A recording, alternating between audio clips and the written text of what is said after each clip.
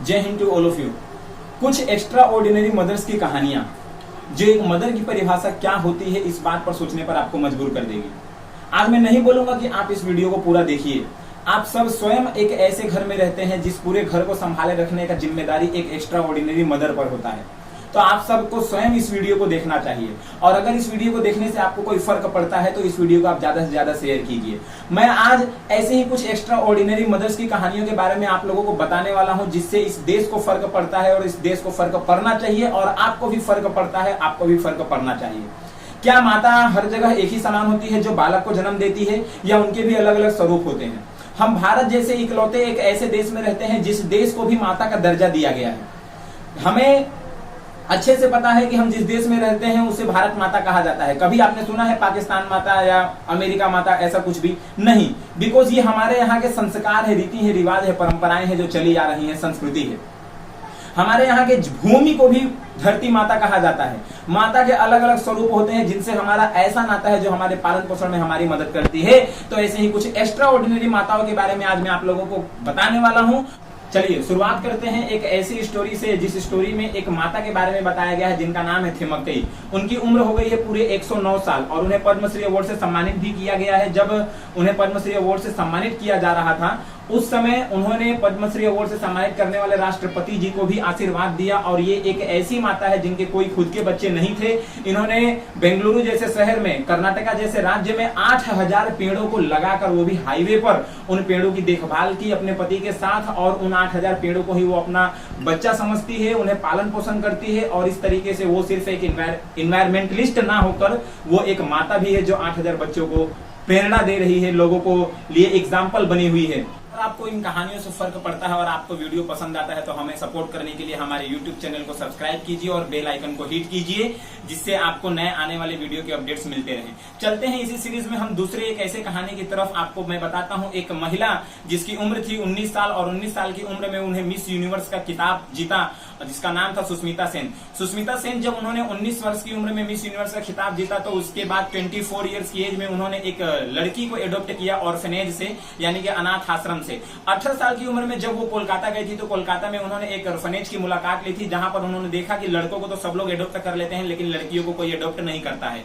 उन्होंने single mother बनने का डिसीजन लिया और ये एक्स्ट्रा ऑर्डिनरी मदर होने का एक एक्स्ट्रा ऑर्डिनरी डिसीजन था और उन्होंने एक लड़की को एडॉप्ट किया। उन्होंने अपने पूरी लाइफ में 2 लड़कियों की जिंदगी ही बदल कर रख दी और उनका मानना यह था कि समाज में कोई भी लड़कियों को एडॉप्ट नहीं करता है तो उन्होंने एडॉप्ट किया। और उसके बाद उन्होंने एक ऐसा एग्जाम्पल सेट कर दिया कि लड़कियों को एडॉप्शन का रेट 45% से ज्यादा बढ़ गया। उन्होंने एक सिंगल मदर होने के नाते उन्हें बहुत ज्यादा परेशानियों का सामना करना पड़ा। कोर्ट में, हाई कोर्ट में जाकर उन्हें ये प्रूफ करने के लिए कि मैं इस काबिल हूं कि इस बच्ची की मां बन सकूं, उसके लिए उन्होंने टोटल 26 डॉक्यूमेंट पेश किए थे कोर्ट में जिससे कि उन्हें लीगली वो बच्चा जो लड़की उन्होंने एडॉप्ट किया था वो उनका हो सके। तो ऐसे एक्स्ट्रा ऑर्डिनरी माँ के एक्स्ट्रा ऑर्डिनरी सोच और एक्स्ट्रा ऑर्डिनरी डिसीजन के लिए मैं सैल्यूट करता हूं और आप लोगों से भी रिक्वेस्ट करता हूं कि आपके आसपास भी जरूर देखिए, ऐसा जरूर कोई एक्स्ट्रा ऑर्डिनरी माँ होगी आप लोगों के आसपास। और ये कहानी मैं आप लोगों के साथ इसलिए शेयर कर रहा हूं ताकि आपको इसका इंपॉर्टेंस पता चल सके। मैं बात करूंगा प्रतिमा देवी जी के बारे में। प्रतिमा देवी एक ऐसी माता थी जिनकी शादी महज 7 साल की उम्र में हो गई थी और जब उनकी उम्र 18 साल की हुई थी तब उनके 3 बच्चे भी थे और उनके जो पति थे वो अल्कोहलिक थे, वो ड्रिंक करते थे बहुत ज्यादा। वो प्रतिमा देवी एक ऐसी महिला, एक ऐसी माता जो स्क्रैप कलेक्ट करती थी, जगहों जगहों से सड़कों से कचरा इकट्ठा करती थी और उसे बेचती थी। पर डे का 150 रुपए जितना उसका इनकम होता था और वो 150 रुपए जो है अपने जिन बच्चों को उन्होंने एडॉप्ट किया हुआ था उन बच्चों के पालन पोषण के लिए, खाने पीने के लिए, वैक्सीनेशन के लिए, उनके नहाने तक की सुविधाओं के लिए वो खर्च कर देती थी। आपको जानकर विश्वास नहीं होगा, बड़ी हैरानी वाली बात है कि वो बच्चे कोई आम इंसान नहीं होते थे बल्कि जो शहरों में छोड़े गए कुत्ते, गाय, भैंस, बकरियां, इस तरह के जो जानवर होते थे इन्हें वो अपना बच्चा मानती थी, इन्हें वो अपना चिल्ड्रन समझती थी। और धीरे धीरे जब उन्हें दिक्कतें होने लगी तो जब उनके पति उनको छोड़ गए तो वो वहां से दिल्ली शिफ्ट हो गई और दिल्ली में भी उन्होंने ये काम जारी रखा। उनका सपना है कि वो उन बच्चों को इसी तरीके से पालन पोषण करती रहे। आज भी शहरों में अगर कोई भी इस तरीके को छोड़ देता है किसी कुत्ते को या गाय भैंस को तो उन्हें वो पालती है, पोषण करती है, उनके खाने पीने का, वैक्सीनेशन का, यहाँ तक कि नहाने तक का भी ख्याल रखती है। तो सैल्यूट है ऐसे एक्स्ट्रा ऑर्डिनरी सोच रखने वाले एक्स्ट्रा ऑर्डिनरी मदर को। जेब बड़ी हो या ना हो, लेकिन जो सोच है वो एक्स्ट्रा ऑर्डिनरी होनी चाहिए। इसी सीरीज में मैं एक और स्टोरी ऐड करते हुए आप लोग को बताना चाहूंगा। एक ऐसी महिला, एक ऐसी माता जिनका नाम है नूरी, वो महज 13 साल की उम्र में 30 रुपए लेकर मुंबई में आ गई थी और उनको भीख मांगना पसंद नहीं था, तो इसलिए उन्होंने सेक्स वर्कर के रूप में काम करना शुरू किया और वो HIV पॉजिटिव, भारत की तीसरी महिला, भारत का तीसरा ऐसा पर्सन जो HIV पॉजिटिव एडिक्टेड किया गया था। और HIV पॉजिटिव आ जाने के बाद लोगों के मन में ये ख्याल आ जाता है कि अब लाइफ स्पॉइल हो चुकी है, लेकिन ये एक्स्ट्रा ऑर्डिनरी मदर थी, इसीलिए एक्स्ट्रा ऑर्डिनरी होप था इनको जीने का। इन्होंने क्या किया, जहां पर ये रहती थी वहीं पर 2 बच्चों को एडॉप्ट किया और उन्हें पालन पोषण किया। और इनका एक सपना था कि जो भी बच्चे HIV पॉजिटिव होते हैं उनको जीवन जीने की कला सिखाए कि जीवन जिया कैसे जाता है। 34 साल से आज भी वो जिंदा है और अपने लाइफ को जी रही है। जिन लोगों का मानना ये होता था कि HIV पॉजिटिव सिम्टम्स आ जाने के बाद लोगों का लाइफ स्पॉइल्ड हो जाता है, ऐसे सिचुएशन में इन्होंने अपने आप को जिंदा रखा। इन्होंने लीगली 45 से भी प्लस ऐसे HIV पॉजिटिव एडॉप्टेड बच्चे को एडॉप्ट किया है और उन्हें जीवन जीने की कला सिखा रही है। इनका एक सपना है कि वो एक बड़ा सा घर बनाए जहां पर इन सभी बच्चों को एक साथ रख सके, उन्हें शिक्षा दे सके, पालन पोषण कर सके। तो ऐसे एक्स्ट्रा ऑर्डिनरी होप रखने वाली महिला, ऐसे एक्स्ट्रा ऑर्डिनरी होप रखने वाली माता को भी सैल्यूट है।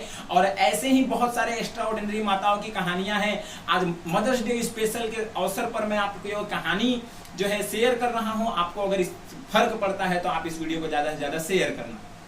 हम एक ऐसे देश में रहते हैं जहां पर देवकी के साथ साथ यशोदा को भी भगवान श्री कृष्ण की माता का दर्जा दिया गया है। हमारा इतिहास इस बात का हमें हमेशा याद दिलाता रहता है कि एक माँ का जो रूप है वो बायोलॉजी से कहीं बहुत ज्यादा बड़ा होता है। फिर भी ऐसे देश में एडॉप्शन को लेकर इतनी ज्यादा दिक्कतें क्यों आती है? महिलाओं को क्यों अपने ही घर वालों से झगड़ना पड़ता है अगर वो किसी बच्चे को एडॉप्ट करना चाहते हैं? तो आज मदर्स डे के अवसर पर आइए हम सब मिलकर एक प्रण लेते हैं कि इस तरह के लोगों के नजरियों को बदला जाए, बदलने की कोशिश की जाए। और हमारे इस मिशन में आप सभी लोगों का भी सपोर्ट बहुत जरूरी है। तो आप सभी अपना मेरा सपोर्ट करने के लिए इस वीडियो को ज्यादा से ज्यादा शेयर कीजिए और लोगों तक पहुंचाइए ताकि लोगों के नजरियों में भी परिवर्तन आए। मिलेंगे फिर नेक्स्ट वीडियो में और इसी तरह से एक्स्ट्रा ऑर्डिनरी सोच रखने वाली एक्स्ट्रा ऑर्डिनरी माताओं की कहानियां आप लोगों के आसपास बहुत सारी देखने को मिलेगी। आप जरूर इस बात में पता लगाएं और अपने घर में भी हमारी एक माता होती है, वो खुद भी एक एक्स्ट्रा ऑर्डिनरी माता होती है जो सुबह से लेकर शाम तक काम करती रहती है। हमेशा उनका सम्मान करें और मिलेंगे नेक्स्ट वीडियो में। तब तक के लिए जय हिंद। घर पर रहें, सुरक्षित रहें।